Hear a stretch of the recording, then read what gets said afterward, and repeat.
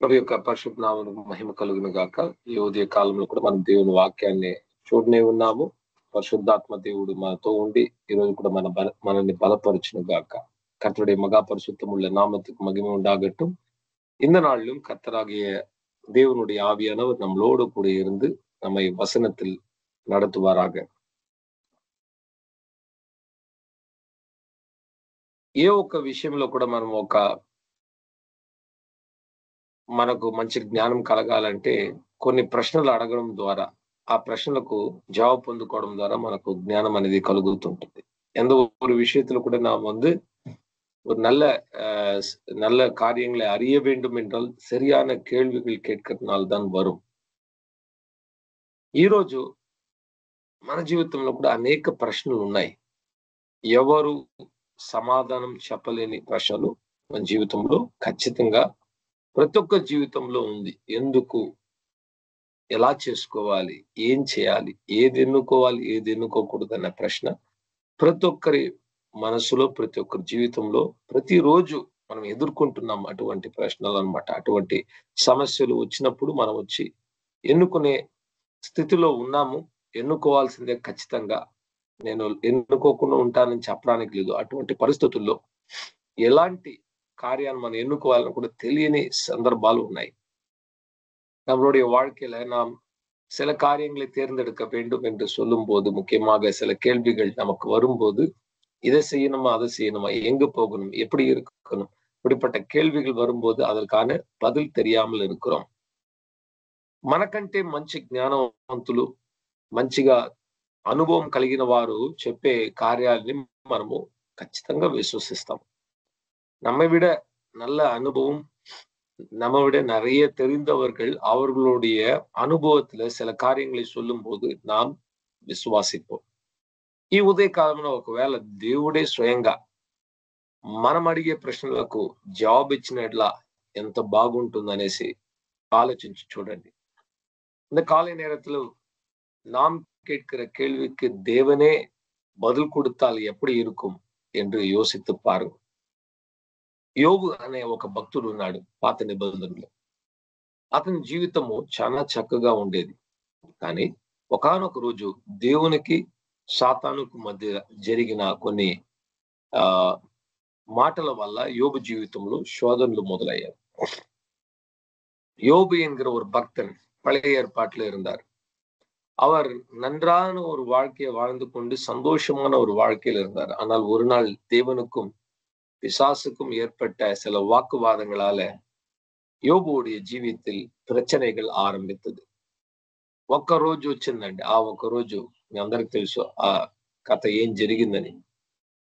తనకున్న ప్రతిదీ కోల్పోయాడు. ఆస్తిని కోల్పోయాడు, జంతువులు కోల్పోయాడు, మరి ఉన్న 10 మంది బిడ్డలు కూడా కోల్పోయాడు. అందరూ కూడా ఒక చోట్లో వాళ్ళు సంతోషంగా వాళ్ళు ఉల్లసిస్తూ ఉంటే ఒక పిడుగు వచ్చి పడి అందరూ బూడిద పాలైపోయారు.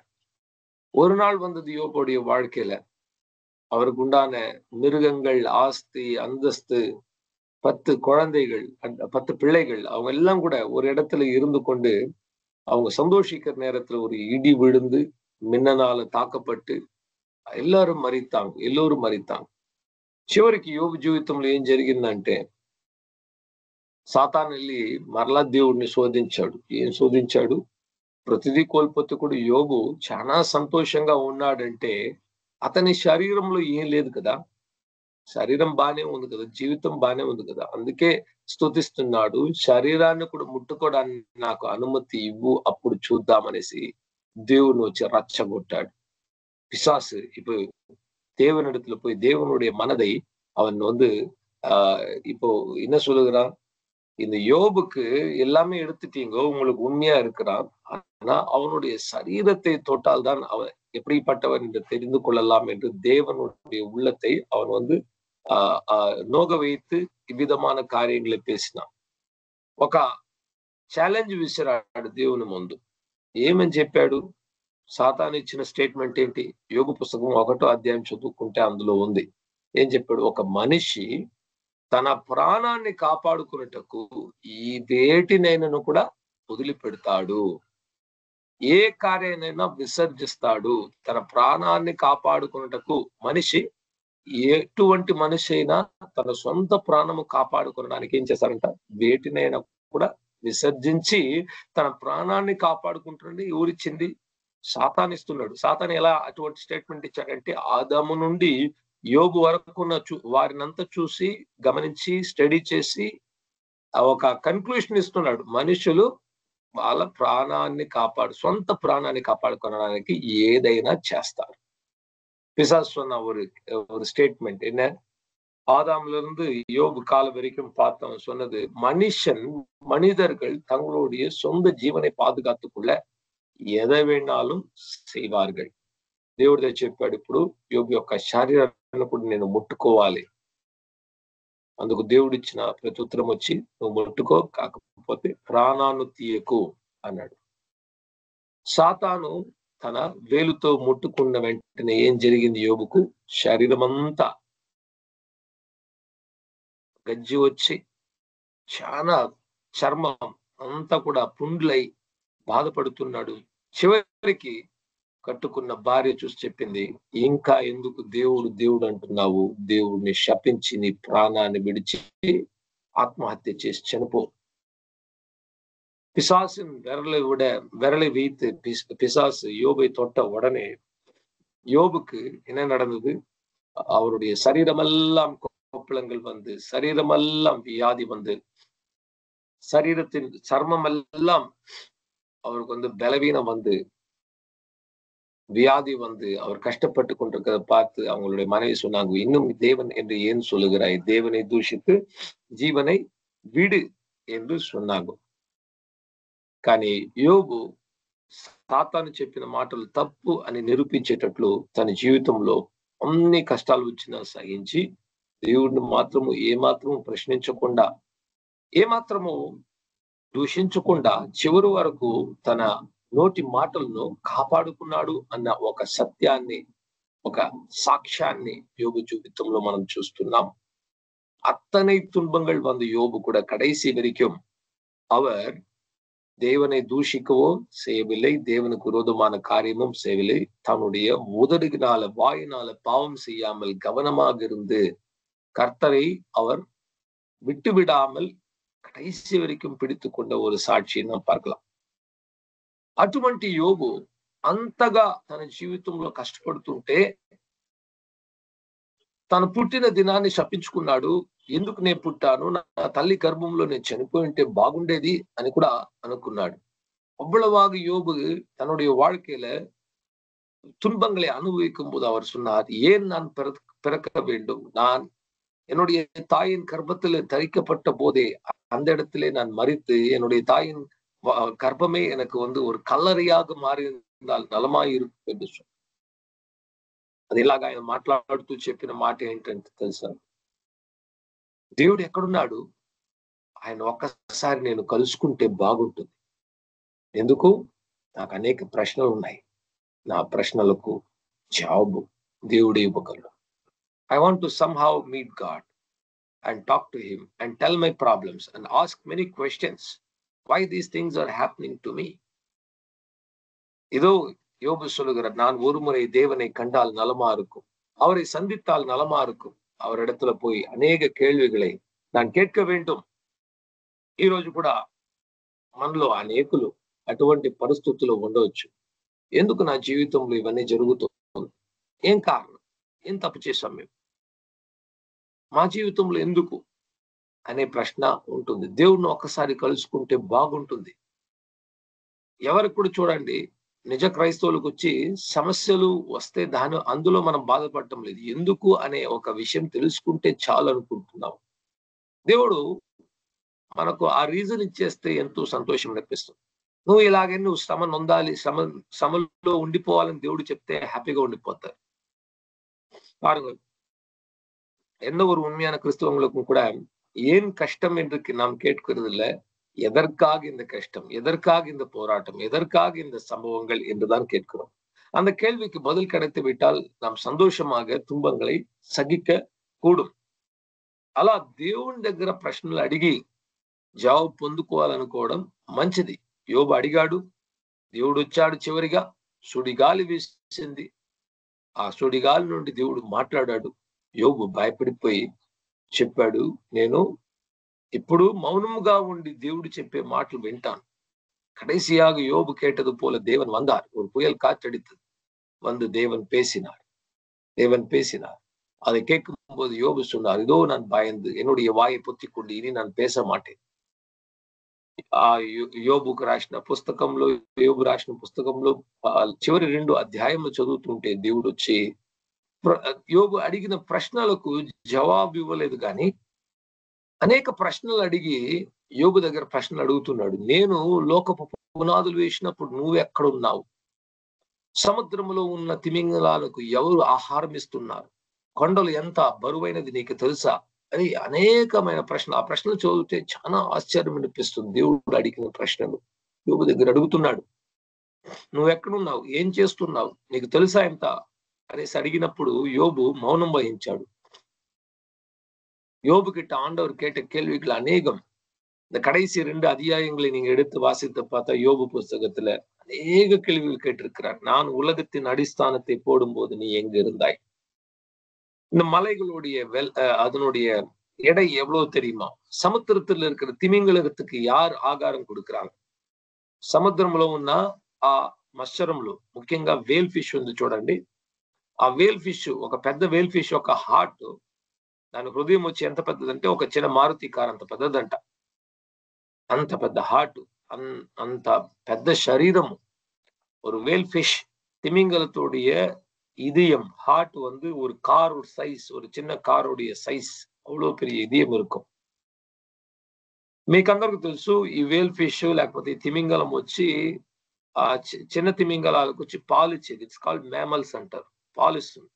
ఒక్కసారి ఆ తిమింగలం వచ్చి పాలు తాగితే అమ్మ దగ్గర నుంచి ఎంత తాగుతుందంట? 500 లీటర్ అంట. ఒక్కసారి సిట్టింగ్ కూర్చుంటే 500 లీటర్స్ పాలు ఆ తిమింగలం ఇస్తుంది. ஒரு முறை அந்த குட்டி திமிங்கலத்துக்கு பால் கொடுக்கணும்னா தாய் வந்து 500 లీటర్ పాలు கொடுக்கணும்.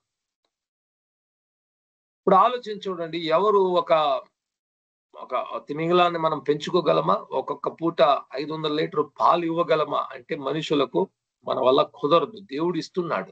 వాటినే అర్థం చేసుకునేటట్లు యోబు దగ్గర చెప్తున్నాడు, నా శక్తిని చూడు, నేను ఎంత గొప్పగా చేశాను. సూర్యుడిని చూడు, చంద్రుడిని చూడు, ప్రపంచాన్ని చూడు, సముద్రాన్ని చూడు, మత్స్యరాలను చూడు, జంతువులను చూడు, మనుషులను చూడు, వీటన్నిటినీ సృష్టించి ఏలుబడి చేసేవాడు నేను. నీ జీవితంలో ఉన్న సమస్యను నేను తీసివేయనా అనేసి ఒక సందేశాన్ని யோபு జీవితంలో ఇస్తున్నాడు. யோபுடைய வாழ்க்கையில தேவன் கேள்வி கேட்கிறது மூலமாக அவர் என்ன சொல்ல வருகிறார்? இதோ நான் வல்லமை படைத்தவன், இவைகள் எல்லாம் செய்கிறேன், உன்னுடைய வாழ்க்கையில மாற்றத்தை கொண்டு வர என்னால முடியாதா என்று யோபை அவர் வந்து పురియ வைக்கிறார். చివరికి యోబు చెప్పాడు, సమస్తము చేయడానికి నువ్వు సర్వశక్తిమంతుడవు, మీరు అనుకున్న ఏ ఒక్క కార్యము కూడా ఏ రోజు అడ్డుపడదు అని కూడా వాక్యం చెప్తుంది. அனைத்தையும் செய்து முடிக்க ஆற்றல் உள்ளவரை நீர் நினைத்தது ஒரு போதும் தடைப்படாதையா என்று கூட யோபு கடைசியாக தேவனை குறித்து நீர் సర్వ శక్తి உள்ளவர் என்று కూడా சொல்லி இருக்கிறார். ఈ ఉదయ కాలంలో ఒకవేళ మనకు అటువంటి అనుభవము కలిగితే మంచిది. ఇంతవరకు కలగకపోతే కూడా ఎదురు చూస్తూ ఉండాలి. కానీ ఈరోజు దేవుడు మనకు వాక్యాన్ని దయచేశాడు. వాక్యం ద్వారా మాట్లాడుతున్నాడు కనుక ఈ వాక్యాన్ని శ్రద్ధగా విని మనం అడిగే ప్రశ్నలకు జవాబును నొందుకోవాల్సింది మన మీద పడిన బాధ్యతగా ఉంది. இன்றைக்கு யோபுக்கு வந்த ஒரு அனுபவத்தை போல தேவனோடு முகமுகமாக பேசி அவருடைய கேள்விகளை கேட்டு தேவனிடத்தில் பதில் பெறுகிறதுக்கான ஒரு அனுபவம் இல்லாமல் போகலாம். அப்படிப்பட்ட அனுபவத்துக்காக எதிர்பார்த்து ஜெபிக்கிறது நல்லது. ஆனால் இன்றைக்கு நமக்கு முழு வேத புத்தகம் இருக்கிறது. தேவன் நம்மோட இந்த வேதத்திலிருந்து பேசுகிறார். நம்மளுடைய கேள்விகளுக்கான பதில் வேத புத்தகத்திலிருந்து கண்டுபிடிக்க வேண்டியது நம்மளுடைய கடமையாக இருக்கிறது. యోబు ఏ కాలంలో ఉన్నాడు మీకు తెలుసా? బైబిల్ పుస్తకాన్ని మీరు చూస్తుంటే యోబు మధ్యలో వస్తాడు. ఆది కాండము అన్నీ అయినాక మధ్యలో వస్తాడు, కీర్తనలకు ముందు వస్తాడు. நீங்க யோபு எந்த காலத்தில் இருந்தாங்க தெரியுமா? வேதத்தை பார்க்கும்போது ஆதாமிலிருந்து கடந்து வந்து ஆதியாகமம் யாத்திராகமம் எல்லாம் கடந்து வந்து கடைசியில தான் யோபு வருகிறது. కానీ నిజానికి వాస్తవానికి చరిత్ర ప్రకారము యోబు ఎప్పుడు జీవించాడంటే అబ్రహాము జీవించిన అదే కాలంలో. అబ్రహాము ఒకవైపు అక్కడ కనాను దేశంలో ఉంటే యోబు ఇప్పుడు ఉన్న మస్కెట్ అక్కడే ఉన్నాడు. ఊర్ అనే ఒక స్థలంలో యోబు కూడా జీవిస్తున్నాడు. కంటెంపరరీ అంటే ఆ కాలంలో ఇద్దరు వేరే వేరే స్థలాల్లో జీవించిన వ్యక్తులే. யோபு எப்ப வாழ்ந்து வந்தார்? ஆபிரகாம் இருந்த அதே காலத்துல. ஆபிரகாம் கானானில் இருந்தால் அவர் ஊர் என்கிற இடத்துக்குள்ளாக யோபு இருந்தார். 2 పేரும் ఒరే కాలத்துல வாழ்ந்தவர். ఈ విషయం అనేకులకు తెలియదు. తెలుసుకోండి. అబ్రహాము జీవించిన ఆ సమయంలోనే యోబు అనే భక్తుడు కూడా జీవించాడు. అనేకருக்கு தெரியாது இந்த காரியம். ஆபிரகாம் வாழ்ந்த அந்த நாட்கள தான் யோபு కూడా வாழ்ந்து வந்தார். ఇంకొక విషయం మీకు తెలుసా? మొదటి పుస్తకము బైబిల్లో ఏ పుస్తకం రాయబడింది? இந்த வேத புத்தகத்திலே முதல் புத்தகமாக எந்த పుస్తకం எழுதப்பட்டது? ఎవరికైనా తెలిస్తే చెప్పండి చూద్దాం. ఏ పుస్తకం మొట్టమొదటిగా లిఖింపబడింది? Praise the lord. యోబు పుస్తకమే రాయబడింది. మొట్టమొదటిగా మనకు బైబిల్ అంటూ చరిత్ర ప్రకారం మొట్టమొదటిగా రాయబడింది. సిస్టర్ గారు చెప్పింది చాలా కరెక్ట్. యోబు పుస్తకమే రాయబడింది. ఆదికాండం కాదు. ఆ తర్వాత ఆదికాండం. మోషే రాకముందే యోబు ఉన్నాడు. அப்ரஹாம் உள்ள சமயமும் ఉన్నాడు யோபு. ஆபிரகாம் இருந்த நேரங்களிலே இருந்தார் யோபு. யோபின் புஸ்தகம் தான் முதல் புத்தகமாக நமக்கு எழுதப்பட்ட పుస్తకం. అలాగంటే యోబు జీవించిన ఆ కాలంలో బైబిల్ అంటూ యోబుకు లేదు. దేవుడు నేరుగా మాట్లాడితే తప్ప దేవుడు ఉన్నాడు అని వాళ్ళకు ఆజ్ఞలు కూడా లేదు. అప్పుడు ఆజ్ఞలు లేదు. మనస్సాక్షికి భయపడి దేవుడిని ఉన్నాడు అనేసి వాళ్ళు విశ్వసించారు. ఎలా విశ్వసించారు? ఆదాము నుంచి చెప్పుకుంటూ వస్తే ఆ చరిత్రలో వాళ్ళ కొన్ని ఓరల్ ట్రెడిషన్స్ అంటారు. ఓరల్ అంటే మాటలతో పలికినవి. మా తాత ముత్తాత వాళ్ళు చెప్తుంటారు కదా, ఇట్లా దేవుడు ఉన్నాడు అలా. అంటే అలా మాటల్లో నేర్చుకున్న కార్యాలను ఉంచుకొని యెహోవాను సేవించాడు యోబు. யோபின் காலத்துல வேத புத்தகமும் கிடையாது. தேவனை குறித்தான அறிவும் இல்லை. எப்படி அவருக்கு தெரியும் தேவனை குறித்து? ஆபிரகாம் ஆதாமிலிருந்து இருந்து அவங்களுடைய பிள்ளைங்களுக்கு வாயால சொல்லி கொடுப்பாங்க. சில கதைகளை சொல்லுவாங்க. அப்படி కథகளை கேட்டுதான் దేవుని அறிந்திருந்தார். ఈ రోజు మనకు దేవుడు నిండు పుస్తకాన్ని బైబిల్ ఇచ్చాడు కనుక మనం అడిగే కొన్ని ప్రశ్నలు, ఆ ప్రశ్నలకు జవాబు, ఖచ్చితమైన జవాబు బైబిల్లో ఉంది. இன்றைக்கு தேவன் நமக்கு வேதத்தை கொடுத்திருக்கிறதுனால நாம் கேட்கிற சில கேள்விகளுக்கு వేదத்திலிருந்து பதில் இருக்கிறது. ఓకే. ఇప్పుడు బైబిల్లో ఎక్కడ మరి సూటిగా ప్రశ్నలు అడిగి డైరెక్ట్ జాబ్ అనేది చాలా చోట్ల మనకి ఇవ్వబడలేదు. வேதத்துல இது இந்த கேள்விக்கு இந்த பதில் என்று சரியான కేள்வி பதில் என்று எங்கேயுமே கொடுக்கப்படல. కానీ ఒక పుస్తకంలో మాత్రము, ఒక లేఖనంలో మాత్రము సరిగ్గా కొన్ని ప్రశ్నలు అడిగి ఆ ప్రశ్నలకు ఏం చేయాలనో జవాబు కూడా ఇచ్చారు. ஒரே ஒரு கடிதத்துல நான் நினைக்கிறேன், சரியான కేள்విகள் கேட்டு அந்த కేள்విகளுக்கு பதில் கொடுத்தாங்க. మీకు అర్థమైండొచ్చు. ఏ లేఖనము చెప్పగలరా? ఏ లేఖనంలో కొన్ని ప్రశ్నలు అడిగి ఇట్లా ఉంటే నువ్వు ఇదే చేయాలనేసి ఆన్సర్స్ ఇచ్చారు. ఎవరికైనా తెలుసా?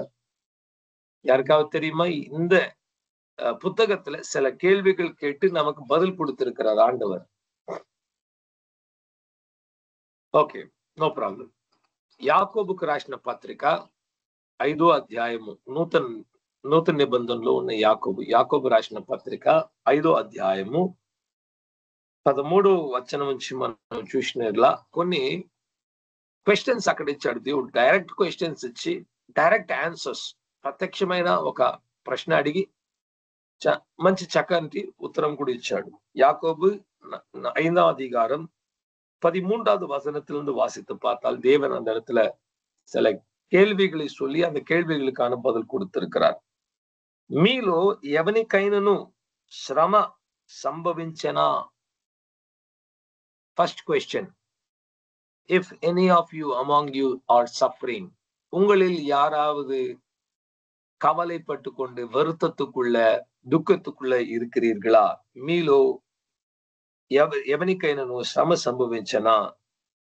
ఆ ప్రశ్నకు జవాబు, అతడు ప్రార్థన చేయవలెను.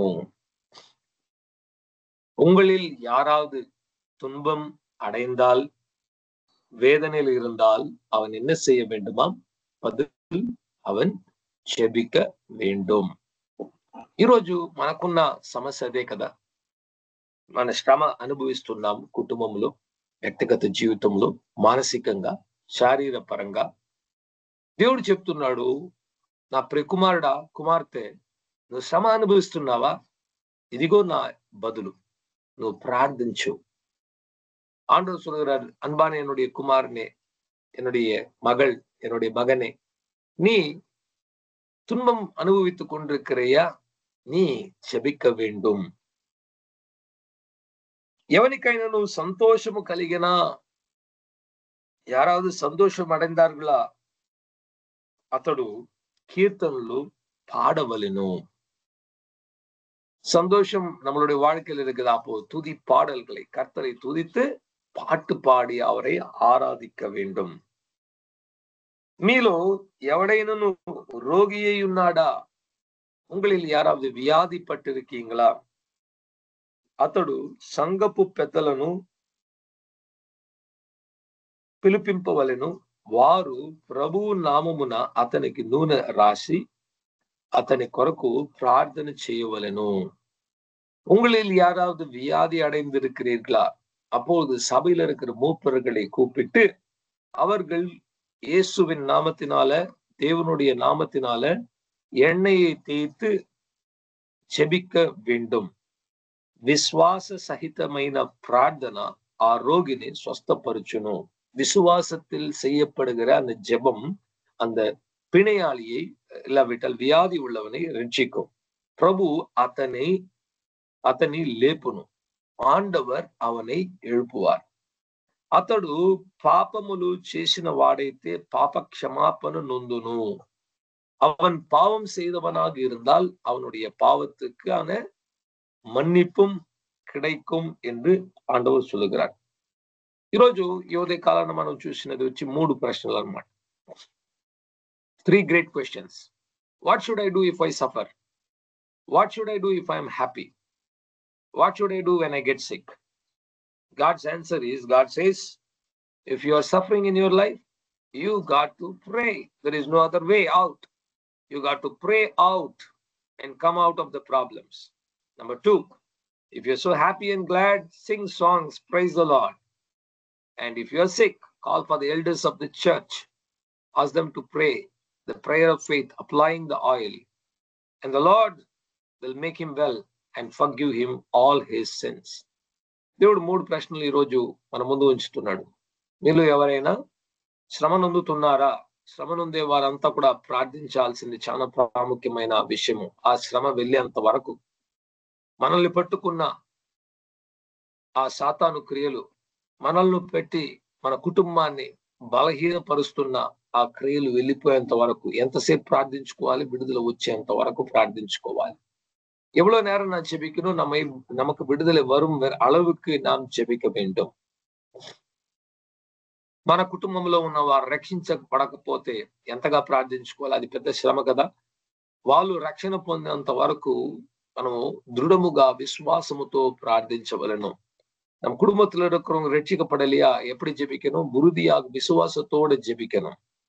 ఈ కింద ఉన్న ఇదే అధ్యాయంలో ఉన్న వాక్యాన్ని మీరు చదువుతూ వస్తుంటే అక్కడ మరి ఎలా ప్రార్థించుకోవాలి, ఏలియా ఎలా ప్రార్థించాడు అనే ఉదాహరణ కూడా పరిశుద్ధాత్మ మాట్లాడుతున్నాడు. கீழே இருக்கிற வசனங்களை நீங்க வாசித்து வந்தால் எப்படி ஜெபித்தார்கள், எப்படி அவங்க ஜெபிக்கும் போது, எலியா போல ஜெபிக்கும் போது எப்படி அந்த కార్యங்கள் நடந்தது என்று కూడా எழுதப்பட்டிருக்கிறது. 16వ వాక్యాన్ని చూడండి. మీ పాపములను ఒకనితో ఒకడు ఒప్పుకొనుడి, మీరు స్వస్థత పొందునట్లు ఒకడు ప్రార్థన చేయుడి. నీతిమంతుని విజ్ఞాపన మనపూర్వకమైనదై బహు బలము గలదై ఉండును. నీతిమంతులు చేసే ప్రార్థన చాలా బలమైందంట. நீதிமான்கள் ஜெபிக்கிற ஜெபம் மிகவும் பலன் அடைந்தது. ఏలియా మన వంటి స్వభావము గల మనుషుడే వర్షింపకుండునట్లు అతడు ఆసక్తితో ప్రార్థన చేయగా 3.5 సంవత్సరముల వరకు భూమి మీద వర్షింపలేదు. எலியாவும் நம்மை போல இருக்கிற பாடுள்ள ஒரு மனிதன் தான். அவர் ஊக்கமாக జెబిత పోదు 3 வருஷ కాలமாக మழை ఇల్లామల్ இருக்கிறது. ఇక్కడ ఈ పదాన్ని మనము గమనించాలి. ఆసక్తితో ప్రార్థించుట, ఎదురు చూసి ప్రార్థించుట, విశ్వాసముతో ప్రార్థించుట, దేవుడు ఖచ్చితంగా చేస్తాడని నమ్మి ప్రార్థించుట, ஊக்கமாக ஜெபிப்பது, விசுவாசத்தோடு ஜெபிப்பது, விடாப்பிடியாக ஜெபிப்பது, தேவன் நிச்சயமாக விடுதலை கொடுப்பார் என்று ஜெபிப்பது.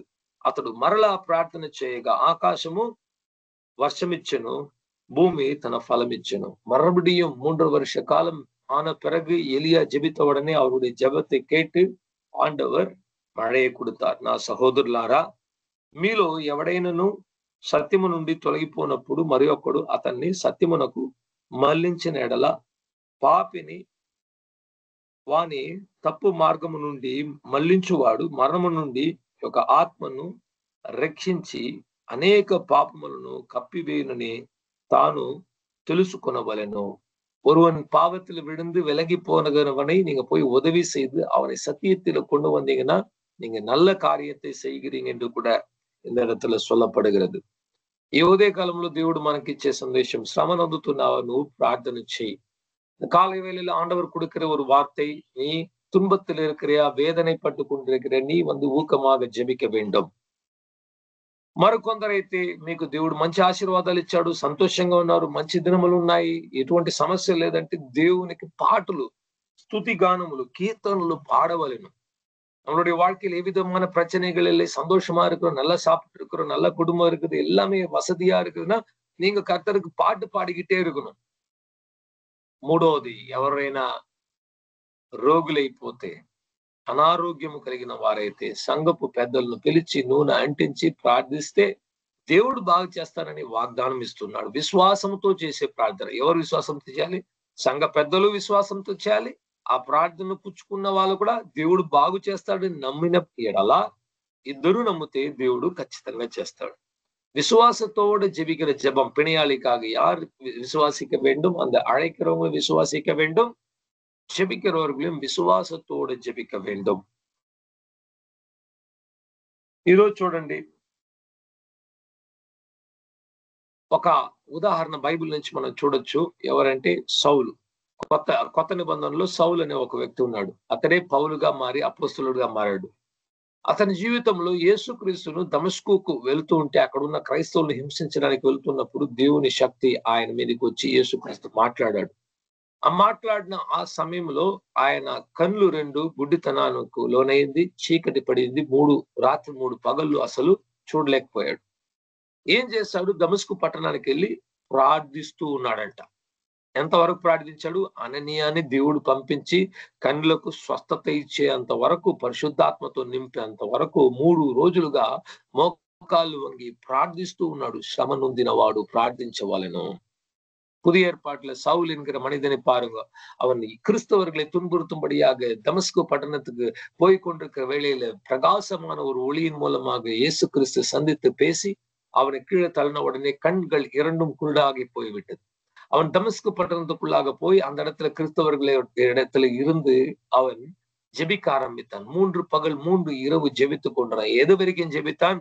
தேவன் அனனியா என்கிற ஒரு விசுவாசியோடு பேசி பவுலை சுகப்படுத்தி, அவருடைய கண்களை சுகப்படுத்தி பரிசுத்தாவியினாலே நிரப்புற வரைக்கும் அவன் ஜெபித்து கொண்டு இருக்கிறவனாக இருந்தான். అలాగే మనకు శ్రమ కలిగినప్పుడు మన శ్రమ మనల్ని వదిలిపెట్టి వెళ్ళేంత వరకు మనము ప్రార్థించి ప్రార్థించి ప్రార్థించి జయించే వారుగా మనం మారిపోవాలండి. நமக்குள்ள இருக்கிற பிரச்சனைகள் நம்ம விட்டு போகிற வரைக்கும், அந்த நம்மை பிடித்திருக்கிற காரியங்கள் விட்டு போகிற வரைக்கும் நம்ம ஜெபித்து ஜெபித்து ஜெபித்து ஜெபித்து போராடி அவைகளை துரத்தி விட வேண்டும். సంతోషంగా ఉన్నప్పుడు పాటలు పాడాలి, దేవుని కీర్తనలు చేయాలి. సంతోషమా இருக்கிற நேரத்துல కర్తருக்கு పాడలే పాడను. అనారోగ్యం వస్తే ఒకటే మార్గము, నూనె అంటి ప్రార్థిస్తే బాగైపోతుంది. అదే వాక్యం చెబుతుంది. வியாதி வந்தால் ஒரே ஒரு வழிதான், நமக்கு எண்ணெயை தேய்த்து ஜெபித்தால் எப்படிப்பட்ட வியாதியா இருந்தால் போகும் என்று ஆண்டவர் சொல்லி இருக்கிறார். మార్కు 16వ అధ్యాయము 16, 17, 18 వాక్యాలు చదువుకున్నప్పుడు కూడా ప్రతి విశ్వాసికి దేవుడు ఇచ్చిన ఒక అధికారం ఏంటంటే, మీరు దెయ్యములను వెళ్ళగొడతారు, నూతనమైన భాషలు మాట్లాడుతారు. రోగస్తుల మీద హస్తముంచి ప్రార్థించినప్పుడు వారు వచ్చి స్వస్థతను అందుకుంటారు. విషమైనది తాగితే కూడా మీకు ఎటువంటి అపాయము కలిగించదు అని కూడా దేవుడు మనకు కొన్ని రైట్స్ ఇచ్చాడు. కొన్ని అధికారాలు ప్రతి విశ్వాసికి, ప్రతి నమ్ముకున్న దేవుని బిడ్డకు ఇచ్చిన కొన్ని వాక్యాలు అక్కడ ఉందన్నమాట. వాటిని మనం ఎత్తి ఉపయోగించినప్పుడు అవి అలాగే జరుగుతుంది.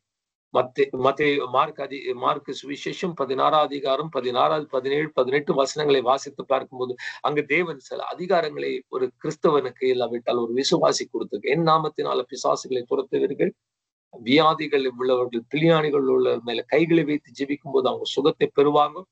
அந்நிய பாஷைகள், நூதனமான பாஷைகளை பேசுவீர்கள். சர்பம் எடுத்துக்கொண்டாலும் சர்பம் உங்களை அவை எதுவும் செய்ய முடியாது. விஷமானதை நீங்கள் புசித்தாலும் அது உங்களுக்கு சேதம் உண்டாக்காது என்று தேவன் கொடுத்த அதிகாரத்தை நாம் எடுத்துக்கொண்டு கிரியை செய்யும் போது కర్తర్ అద్భుతంగా செய்து విడువారు. దేవుడు ఇచ్చిన గొప్ప కార్యాలను తీసుకొని మనం చేసినప్పుడు దేవుడు గొప్ప అద్భుతాలు చేస్తాడు. కొత్త నిబంధన సంఘంలో ఉన్న ఆచారం ఇదే. ఎవరు అనారోగ్యం గురి అయినా వారు ఆ కాలంలో దేవుని సేవకులను పిలిచి నూనె అంటించి ప్రార్థిస్తే దేవుడు చేసేవాడు. ఈరోజు ఎవరు పిలవడం లేదు. అలా చేసిన విశ్వాస ప్రార్థనలు చేయడం లేదు, స్వస్థతలు జరగటం లేదు. இன்றைக்கு அப்போஸ்தல காலத்துல செய்த போல வியாதி உள்ளவர்களுக்கு எண்ணெய் தேய்த்து ஜெபித்தால் சுகமாகும் என்று விசுவாசிச்சாங்க. அப்படி நடந்தது. இன்னைக்கு విశ్వాసిக்கிறது இல்லை. அப்படி జెபிంచాலும் అవిశ్వాసத்தின் జపం సుగముం ఉండగறது கிடையாது.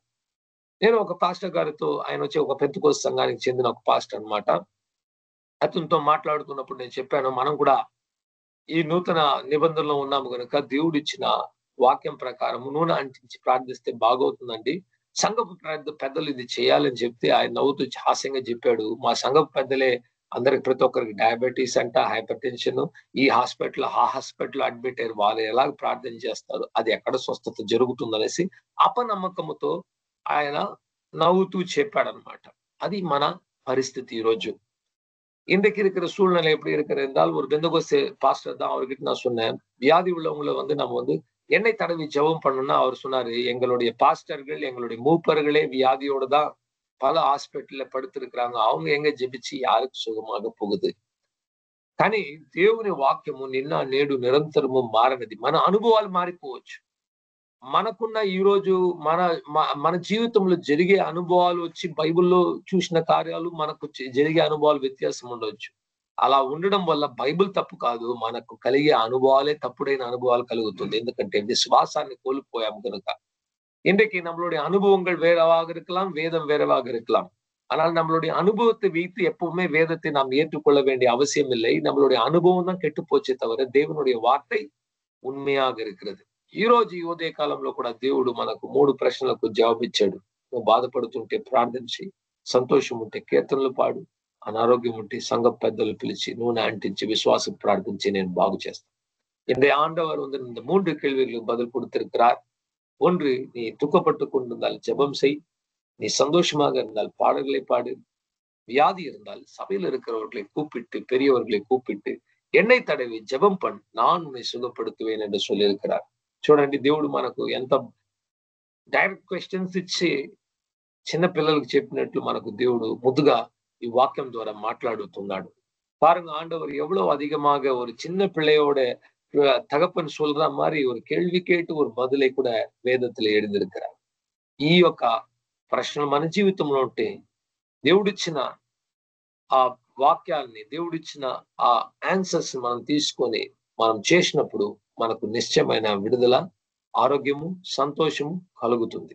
ஆண்டவர் கொடுத்த இந்த வசனம், ஆண்டவர் கொடுத்த இந்த பதிலை நாம் எடுத்துக்கொண்டு பிரயோஜனப்படுத்தும் போது நிச்சயமான ஒரு மாற்றமும் பதிலும் நம்மளுடைய வாழ்க்கையில் உண்டாகும். தேவனுடைய வாக்கியம் దీవించును గాక.